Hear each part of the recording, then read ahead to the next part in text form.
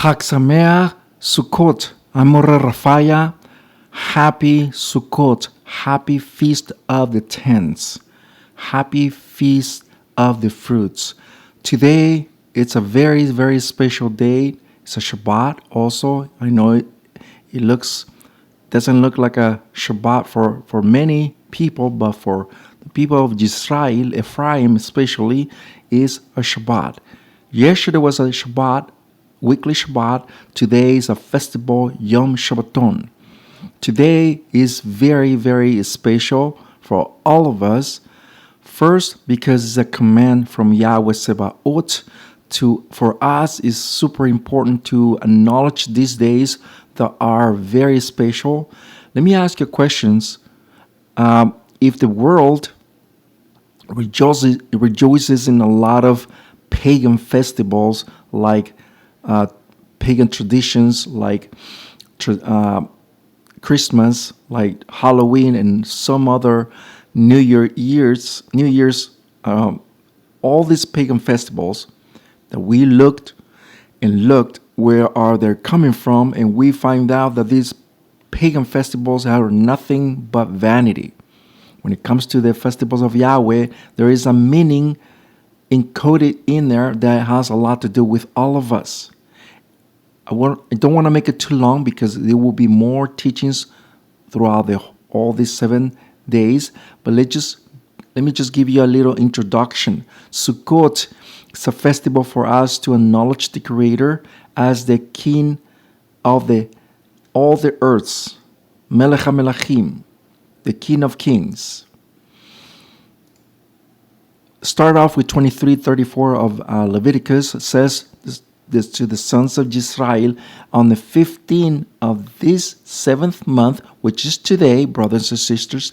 Today is the 15th of the 7th month, is the feast of Sukkot. How many days? 7 days for Yahweh.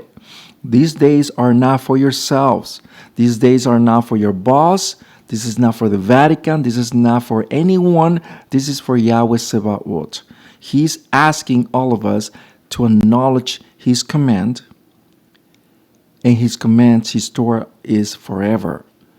For us to acknowledge that He is the King, therefore, for us, His people, we need to remember, we need to acknowledge these days that are very special.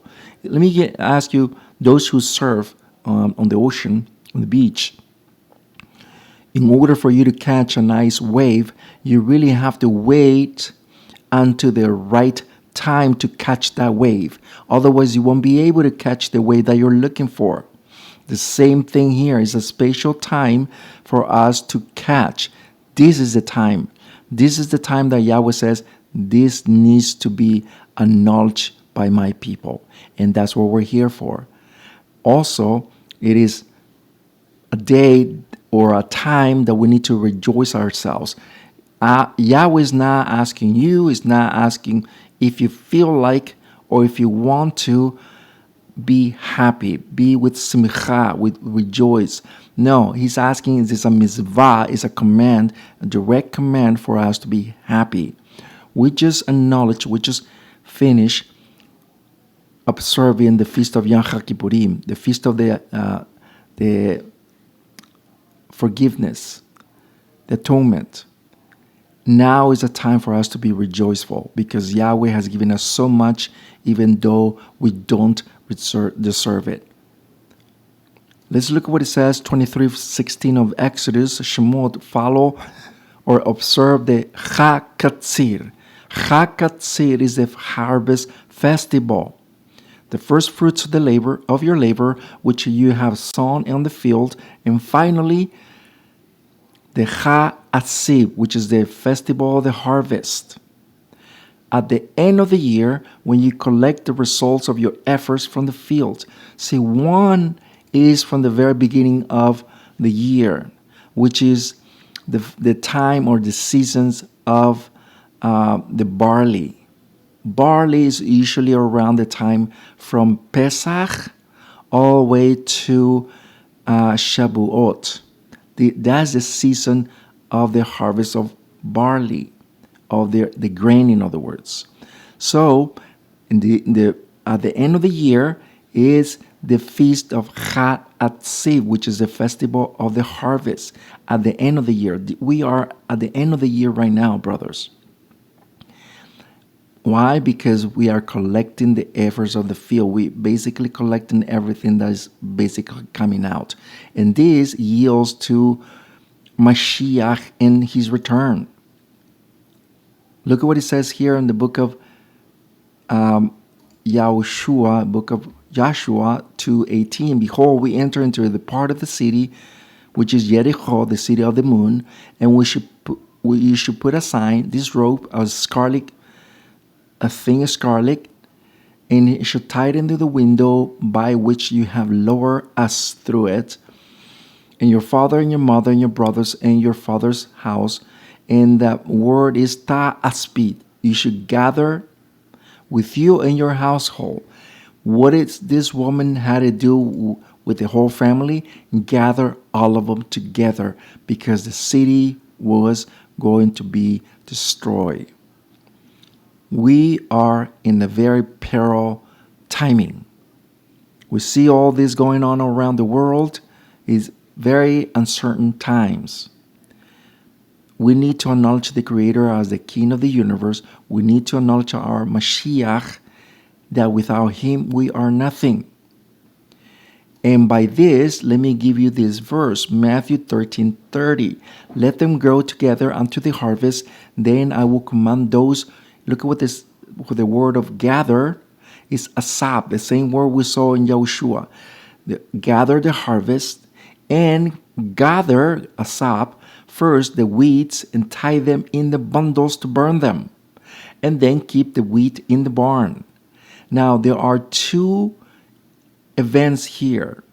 The weeds are going to be tied and burned first, and then the wheat is going to be gathered and put into the barns. It's very interesting to acknowledge that these two events are going to happen, but contrary to the popular belief, either in the Christian world or the Messianic world, where they claim that the Mashiach will come first and will gather his church. We've seen this before. We hear this before. The rapture that is being preached so much in the Christian and Messianic world, that does not exist. This is the rapture was made up by the Vatican, and that will be for another video for another time. Now, contrary to what they said, that Jesus is going to come and is going to gather them together first. Look what it says here. Mashiach says very clear with his own words that the weeds are going to be gathered and be burned. You see that? Contrary to the popular belief.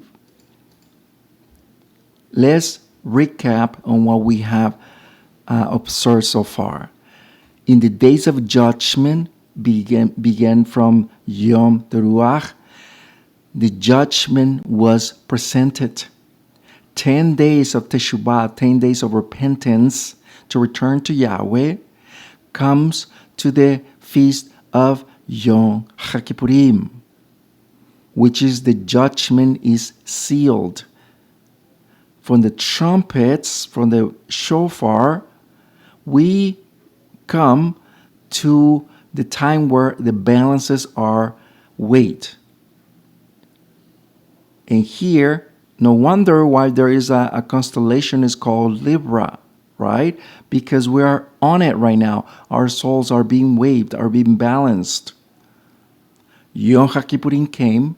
In this day, Yahweh gave the Torah to our forefathers. In this day, Moshe brought the tablets which Yahweh wrote again. Remember that Moshe broke them? He actually wrote on them in this day. 5 days later, this is the 10th, 5 days later, we are here on this day, 15. Yesterday at night was the beginning of Erev Sukot, which is the beginning of Sukot, the whole day now is the 15th right now, and we are celebrating for 7 days all the way to the 21st. 7 days of Sukkot. Now, look at here. We already the first festival of the fall festivals. We come to Yom Kippur, and then we come to Sukkot. But the end of Sukkot, look at what is called. The 21st, which is the 7th day of Sukkot, is called Hoshana Rabbah. Hoshana Rabbah means bring us salvation, to salvation. That's Hoshana Rabbah. Please save us. No wonder why Mashiach Yahushua in chapter 7 of John says very clear that at the end of the festival, he stood up in front of the whole crowd and cried, "Those who are thirst, come and I will give you everlasting waters." This day, the 7th day, is where Mashiach stood up. This day is a prophetic day that is yet to come. This one is yielding to the return of Mashiach. No wonder why this 21st of Sukkot, which is the 7th day of Sukkot, is not a Shabbat. Have you noticed it? And the reason for it is because this day is saved unto return the Mashiach. This day, the 7th, the 21st of the 7th month, this Hoshana Rabbah is when Mashiach will return to give us the judgment. Remember that in that day when Mashiach returns, when he returns in the beginning of the 7th millennium, remember that we are going to be 1,000 years with him, with millennium, he will turn those people who are righteous, tzaddik, and they will be transformed according to 15 of 1st of Corinthians. And those who are asleep will be resurrected. You see the judgment there? And those who were not resurrected will be saved unto the second resurrection, which is after the 1,000 years. So very important for us to acknowledge that these days are not the way they teach outside. We are basically celebrating all these festivals for a reason, and this is for a mikra. A mikra is basically a gathering, okay, a rehearsal for all of us. So my question to you, brothers and sisters, the rehearsal that we are actually making for our Creator, what kind of rehearsal are we making? That's my question to you. Are we rehearsing for the Creator of heavens and earth? Are we rehearsing because we think that we're going to make it, or we're just doing it for the heck of it? Maybe, one of those, maybe He'll have mercy towards us. No, brothers and sisters, we need to rehearse, okay? We need to rehearse because we are doing it for ourselves. And that's why the wedding rehearsal is yielding to all of us. We are the bride. We are waiting for Mashiach. This rehearsal is for us to keep our garments clean unto the return of the Mashiach, unto the groom returns. We are Yisrael. We are the bride. And therefore, it is important, it is crucial for us to acknowledge these peril times. We need to, it doesn't matter how bad it gets, we need to keep the emunah. Emunah means the consistency. I know they call it faith outside, but the consistency that Yahweh wants from us is to keep doing what we're doing, which is Torah. Torah and mitzvot. That's what the Creator asked for us. I don't want to make it too long, but I do want to acknowledge these times that we are living, and we are doing so well on doing what we're doing right now. We just need to keep doing as we speak. I'm Moreh Rapha'Yah. There will be more teachings all these 7 days, and just keep celebrating this beautiful festival because it's for us to celebrate to the Creator of the heavens and earth. We'll see you next time. I'm Moreh Rapha'Yah. ENGLISH-Sukot. Shalom, shalom, amos. Shalom, shalom. In production, please subscribe to our channel and give us a like. Thank you. We'll begin.